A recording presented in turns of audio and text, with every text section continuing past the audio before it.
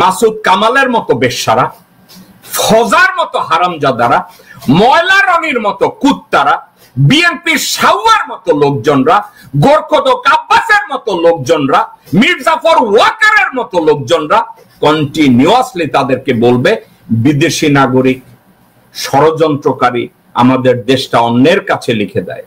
ওই দুইজন মানুষ, যেই দুইজন যাদেরকে বলি এরা সত্যিকার অর্থে প্যাট্রিয়ট বাংলাদেশী, একজন ডক্টর মোহাম্মদ ইউনূস, দ্বিতীয় জন ডক্টর খলিলুর রহমান। এই দুইজন ব্যক্তির শিক্ষার উপরে, অভিজ্ঞতার উপরে, সততার উপরে, দেশপ্রেমের উপরে আমার পূর্ণ আস্থা রয়েছে এবং পূর্ণ সমর্থন রয়েছে। দেশ গড়ার কাজে এই দুইজন যেই সিদ্ধান্ত নিচ্ছে আমি এই সিদ্ধান্তগুলোর সাথে একমত। তারা সঠিক সিদ্ধান্ত নিয়ে সামনে এগোনোর চেষ্টা করছে। আর এসব ষড়যন্ত্রকারীরা তারা প্রচার করছে ডক্টর ইউনূস বিদেশি নাগরিক, ডক্টর ইউনূস মুসলমান না, doctor Yunus Catholic, doctor Khalil দেশপ্রেমী না, ডক্টর ইউনূস খলিল আমেরিকান নাগরিক, ইউরোপের নাগরিক, তাদের মায়ের স্বামী, তাদের বোনের স্বামী, তাদের বউয়ের প্রেমিকা, একের পর এক ষড়যন্ত্র করেই যাচ্ছে তো করেই যাচ্ছে।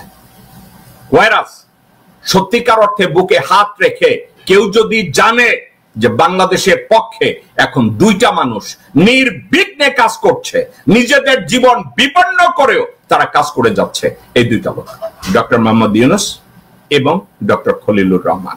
জেনারেল ওয়াকার তার পূর্ববর্তী যত সেনা প্রধান আছে তাদেরকে বলেছে আমি ক্ষমতা ছেড়ে দিলে আপনাদের সবার বিরুদ্ধে অ্যারেস্ট ওয়ারেন্ট ইস্যু হবে। গত 16-17 বছরে যত সেনা প্রধান হয়েছে প্রত্যেকটা সেনাবাহিনীর প্রধান দেশ বিরোধী ষড়যন্ত্র ছিল। ভারতের কল্যাণ বাংলাদেশে আনার জন্য বাংলাদেশে এই গত 54 বছরের জগা খিচুড়িকে আরো জগা খিচুড়ি বানিয়ে বাংলাদেশকে জাহান্নাম বানানোর ষড়যন্ত্রে ব্যস্ত। এবং এই ষড়যন্ত্র না করলে জেনারেল ওয়াকারুজ্জামান তার পাতলুন ঠিক রাখতে পারবে না, এর জন্য সে ষড়যন্ত্রে ব্যস্ত। জেনারেল ওয়াকারুজ্জামান যদি এই ষড়যন্ত্রে ব্যস্ত না থাকে তাহলে নারায়ণ চন্দ্র পালের বংশধর হাসিনা মাগির বংশধরকেও সে রক্ষা করতে পারবে না, সেই জন্যই ষড়যন্ত্রে ব্যস্ত। জেনারেল ওয়াকারুজ্জামান যদি ষড়যন্ত্রে ব্যস্ত না হয় তাইলে তর্পি বাহক ভারতীয় কুত্তা তাদের অস্তিত্ব, তাদের কল্যাণ বাংলাদেশে রক্ষা করতে পারবে না, যে জন্য জেনারেল ওয়াকারুজ্জামান সেই ষড়যন্ত্রে ব্যস্ত। এবং এই ষড়যন্ত্র থেকে সে কাউকে ছাড় দিচ্ছে না। ডিজিএফআই কে ব্যবহার করছে, এনএসআই কে ব্যবহার করছে, সিআইডি কে ব্যবহার করছে, এসবি কে ব্যবহার করছে, রাজনৈতিক দলকে ব্যবহার করছে, কলেজের প্রফেসরদেরকে ব্যবহার করছে, তথাকথিত বুদ্ধিজীবীদেরকে ব্যবহার করছে তার ষড়যন্ত্রের অংশ হিসাবে। অর্থাৎ জেনারেল ওয়াকার দেশের প্রত্যেকটা ক্ষেত্রে ষড়যন্ত্র কাহাকে বলে, মসজিদে মসজিদে, মন্দিরে মন্দিরে, রাজনৈতিক দলে, সংগঠনে, প্রত্যেকটা জায়গায় সে ষড়যন্ত্রের বীজ ঢুকিয়ে দিচ্ছে। জেনারেল ওয়াকারটা ষড়যন্ত্রে ব্যস্ত। জেনারেল ওয়াকারটা ষড়যন্ত্রে এতটাই ব্যস্ত সে চেষ্টা করেছে বাংলাদেশ সেনাবাহিনীর মতো একটা পবিত্র সংগঠনকে ষড়যন্ত্রের পার্ট বানাতে, ষড়যন্ত্রের অংশ বানাতে। আজকে armed forces services they became part of the conspiracy against Bangladesh. তারা সেই ষড়যন্ত্রে ব্যস্ত।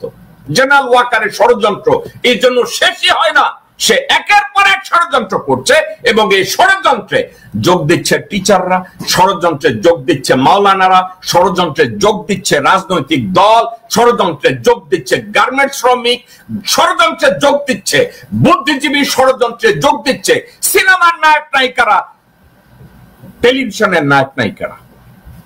এই ষড়যন্ত্রের পর আপনারা যদি মনে করেন সে ষড়যন্ত্র করে না, খুঁজে দেখেন জেনারেল ওয়াকার কোন ষড়যন্ত্রে নাই। আজকের বাংলাদেশের রাস্তায় যদি চাঁদাবাজি হয় এখানেরও ষড়যন্ত্রের সাথে ওয়াকারুজ্জামান জড়িত। কিভাবে জড়িত আপনারা চিন্তা করে দেখেন। রাস্তায় যারা চাঁদাবাজি করে, বকরা খায়, তাদের দায়িত্ব দেয়া হয়েছে ডিজিএফআই থ্রোতে দেশে একটা অস্থিতিশীল পরিস্থিতি তোমরা তৈরি করো, তোমাদেরকে আমরা ধরবো না। বাংলাদেশ আর্মির মেজিস্ট্রেসি পাওয়ার নিয়ে তারা যদি বলে বাংলাদেশের কোথাও আমরা চাঁদাবাজি করতে দেব না, বাংলাদেশকে নিয়ে কোথাও আমরা ষড়যন্ত্র করতে দেব না। আপনারা কি মনে করেন কোথায় কোথায় শাহবাগে চিল্লাচিল্লি শুরু হয়? আপনার কি মনে হয় রাস্তাঘাটে চাঁদাবাজি শুরু হয়, রাস্তায় ধরে টোল আদায় করে? আপনার কি মনে হয় এখানে সেখানে হঠাৎ করে আগুন লাগে, এখানে সেখানে নুরুল হকের মতো লোকজনদেরকে জুতা পেটা করে? এগুলা কে করায়? জেনারেল ওয়াকারুজ্জামান ষড়যন্ত্রের পার্ট। তাহলে আমি যদি নির্দ্বিধায় বলি, এই জেনারেল ওয়াকারের মেইন টার্গেট কি? নিজেকে যতদিন সম্ভব এক্সটেনশন নিয়ে সেনাপ্রধান হিসাবে থাকা। কারণ সে যদি সেনাপ্রধান হিসাবে না থাকে, আর যদি একজন দেশপ্রেমিক মানুষ সেনাপ্রধান হয়ে বসে,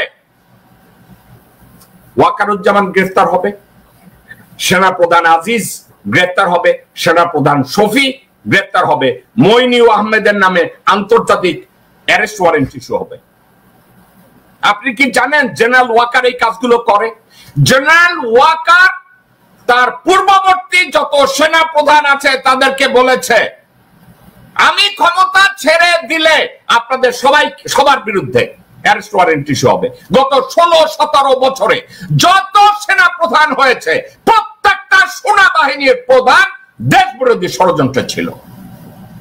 এখন যদি একজন দেশপ্রেমিক সেনা প্রধান, কোন দলীয় সেনা প্রধান না, সত্যিকারের দেশপ্রেমিক সেনা প্রধান যদি সেনা প্রধানের দায়িত্ব নেয় এবং ডক্টর খলিলুর রহমানকে যদি সত্যিকার অর্থে প্রতিরক্ষা মন্ত্রণালয়ের দায়িত্ব দেওয়া হয়, তাহলে প্রথম বিডিআর পিলখানা ম্যাসাকারের জন্য প্রথম একজন ব্যক্তি গ্রেফতার হবে, ওই ব্যক্তির নাম হবে ওয়াকারুজ্জামান। এখন ওয়াকারুজ্জামান সবাইকে বলছে, আজিজরে ফোন করে বলছে, স্যার আমি অ্যারেস্ট হলে কিন্তু আপনি অ্যারেস্ট হবেন। আবার আজিজের আগে মঈনরে ফোন করে, শফিরে ফোন করে কইছে, স্যার আপনিও কিন্তু গ্রেফতার হবেন। শফি, আজিজ, আব্দুল করিম ভুইয়া, তারপরে ওয়াকারুজ্জামান, মঈনুদ্দিন, এরা সবাই গ্রেফতার হবে। কারণ কি? এরা সবাই দেশদ্রোহিতা করেছে সেনা প্রধানের চেয়ারে বসে। এরা সবাই গ্রেফতার হবে এবং শুধু এরা গ্রেফতার হবে না, এদের সাথে গ্রেফতার হবে 35 থেকে 40 জন, 50 জন সিনিয়র অফিসার, যারা লেফটেন্যান্ট জেনারেল, যারা মেজর জেনারেল ছিল, যারা ষড়যন্ত্র ছিল, যারা দেশের বিরুদ্ধে ষড়যন্ত্র করেছে, জনগণের বিরুদ্ধে ষড়যন্ত্র করেছে, ভারতকে বাংলাদেশে এস্টাবলিশ করেছে, ভারতের রকে প্রত্যেকটা জায়গায় রন্ধ্রে রন্ধ্রে ঢুকিয়েছে। এই রন্ধ্রে রন্ধ্রে ঢোকানোর পিছনে মইনিউ আহমেদ ছিল, আজিজ ছিল, শফি ছিল, ওয়াকারুজ্জামান আছে, জেনারেল মুজিব ছিল, আরো লোকজনরা ছিল, জেনারেল আকবর ছিল, জেনারেল শামস ছিল, আরো লোকজনরা ছিল যাদেরকে গ্রেফতার করবে। এখন জেনারেল ওয়াকার কি করে? প্রত্যেকটা লোককে ফোন করে বলে, আমি যদি যাই তোমরাও যাবা, আমাকে যদি গ্রেফতার করে তোমরাও গ্রেফতার হবা। আলটিমেটলি জেনারেল ওয়াকারের টার্গেট কি এই মুহূর্তে? কন্টিনিউয়াসলি ষড়যন্ত্র করে যতদিন আর্মি চিফের পজিশনটাকে নিয়ন্ত্রণে রাখা যায়, কারণ ওখান থেকে সরে গেলে ধস নামবে। অর্থাৎ জেনারেল ওয়াকারকে ওই চেয়ারে রেখে কেউ যদি বাংলাদেশের সংস্কার করতে চায়, দেশ করা, সংবিধানকে পরিবর্তন করে কোনো কিছু করতে চায়, এটা করা সম্ভব না, সে করতে দেবে না। কারণ এটা যদি সে করতে দেয় তাইলে তার মৃত্যুদণ্ডে সে নিজে স্বাক্ষর কইরা দিবে।